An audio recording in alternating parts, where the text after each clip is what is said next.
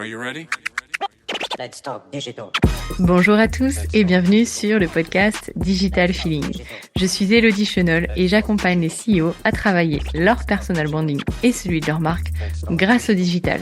J'ai pour ambition, à travers ce podcast, de répondre à toutes vos problématiques concernant le marketing digital.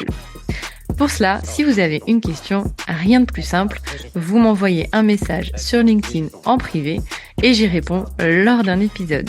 Les questions peuvent tourner autour du personal branding, du B2B, de la plateforme LinkedIn, mais aussi des autres réseaux sociaux, de toutes les problématiques que vous pourriez avoir concernant votre stratégie d'entrepreneur et comment améliorer votre visibilité et surtout générer plus de ventes.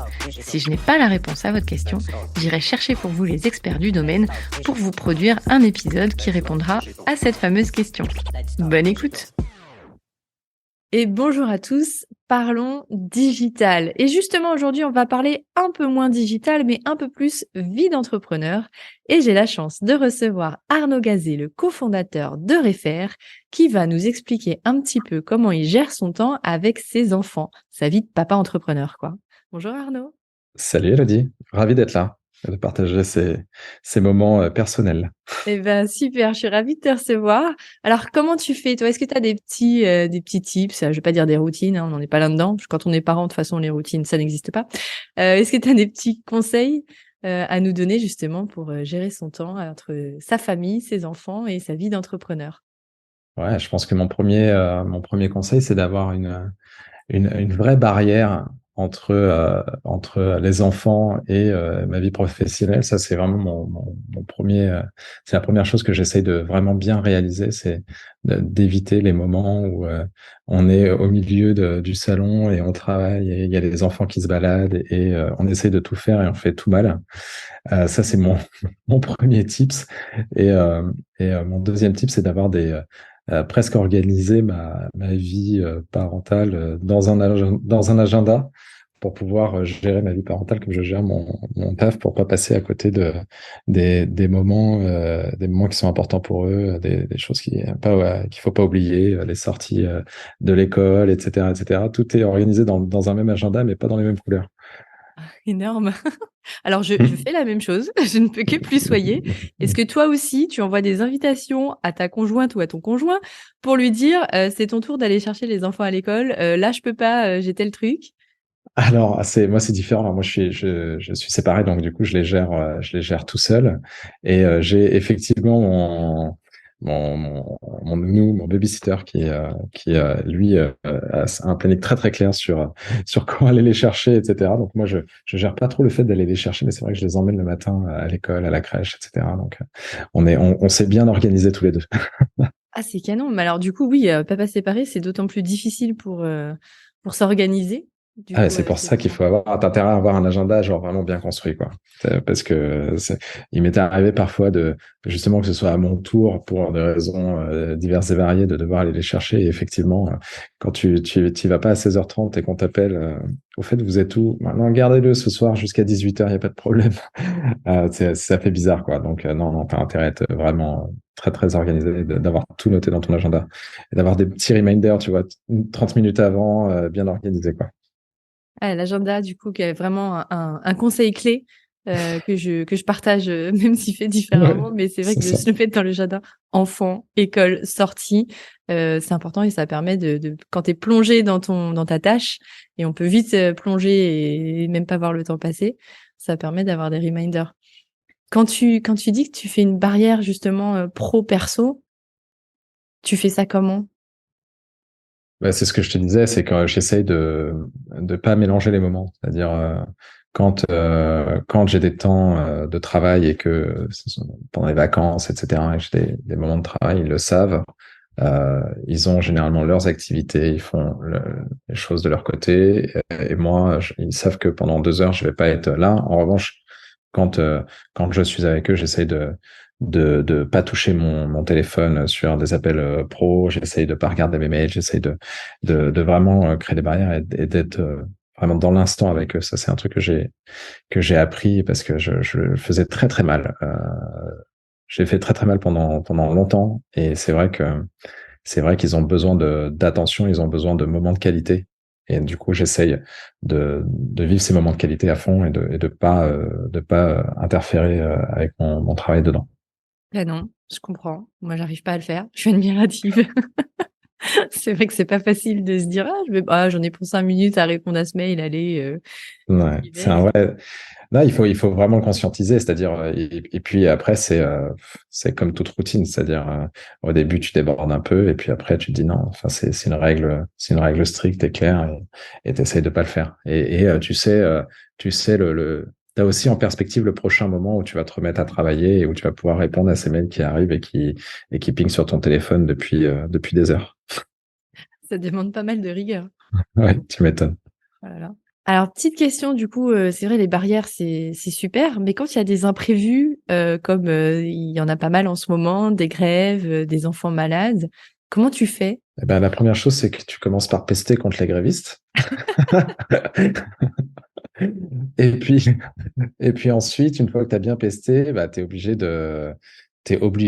d'avoir soit des solutions multiples dans ton entourage qui te permettent de pouvoir braver l'imprévu.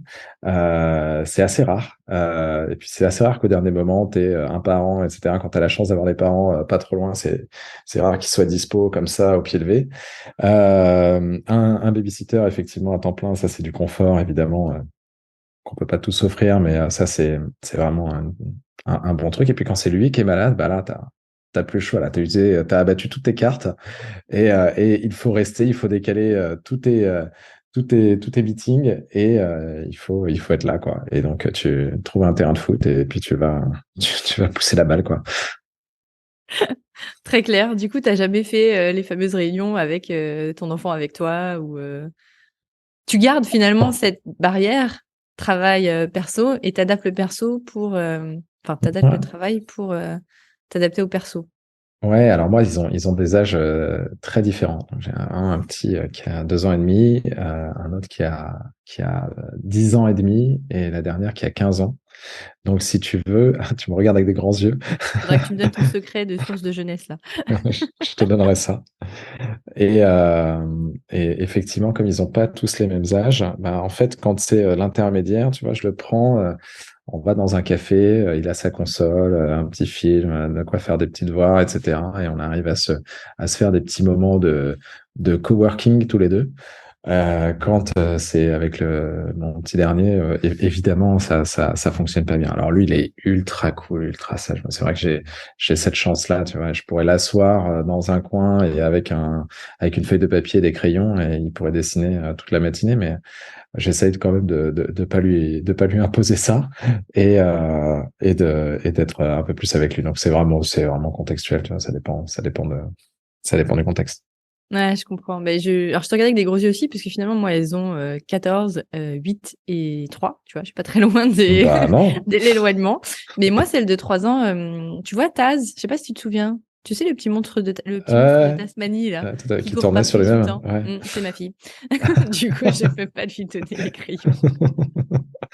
Je vois bien. C'est pour ça que je disais, on n'est pas tous égaux, hein, Ouais. face à ses enfants. Non, non, ma première était comme ça, mais c'est vrai que le dernier, là, tu vois, il est à la sieste à côté, là. Et franchement, il est d'un calme absolu. Et il fait vraiment pas de bruit, il est toujours gentil. J'ai beaucoup de chance là-dessus. Voilà.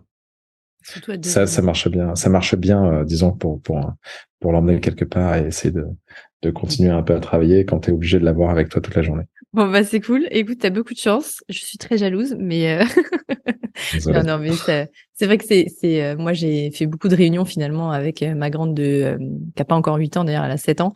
Mais elle est venue beaucoup avec moi parce que pas le choix et parce qu'elle est pareil, tu lui donnes sa console, elle est tranquille, pas de souci. Celle de 15 ans peut rester à la maison sans problème, mais c'est vrai que celle de 3 ans, c'est un peu plus compliqué.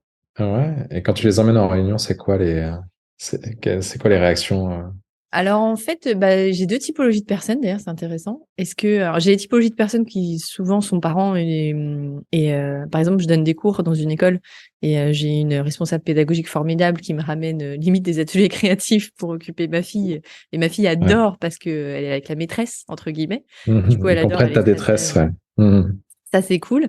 Par contre, je l'ai une fois ramené, enfin, j'ai ramené dans des rendez-vous professionnels un peu différent et j'ai eu des réactions mitigées. Il y a des gens qui n'apprécient pas du tout. Ouais, je comprends. Effectivement. Moi, j'ai eu des gros meetings investisseurs sur lesquels, en fait, il a fallu que je trouve des solutions comme ça, un peu de dernière minute, mais tu vois, des genres d'investisseurs que tu peux croiser que tel jour, machin, parce qu'il est en France et que tu as un café prévu avec lui, etc.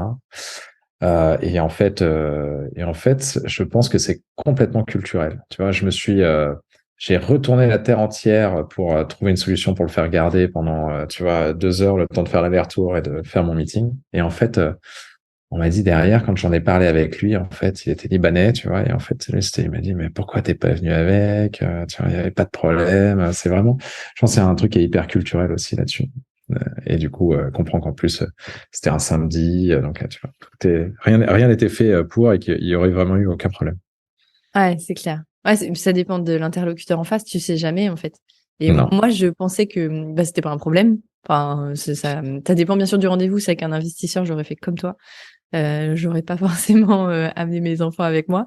Mais il y a certains rendez-vous où tu dis ah ça passe et en fait bah non, la personne en face est pas du tout open. C'est comme ça. Ouais, Peut-être que le type, c'est de prévenir, du coup, de poser la question avant. Faire un complètement. Alors consentement. oui, complètement. C'est ce que je fais maintenant. Je préviens. Et comme ça, si la personne me dit bah non, c'est pas possible ou on décale, bah au moins je décale et Ouais, tant pis quoi, c'est pas grave. c'est la meilleure des choses Ouais, à faire, je pense.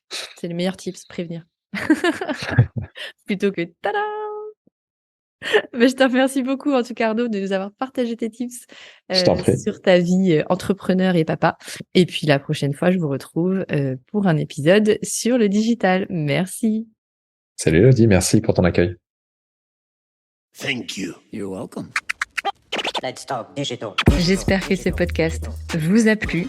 Si vous avez aimé cet épisode, n'hésitez pas à soutenir le podcast en laissant une note et un avis sur Apple Podcast ou sur vos plateformes d'écoute. Ça me permettra de remonter et de pouvoir partager à d'autres entrepreneurs les réponses que vous vous posez. Merci à tous, à bientôt.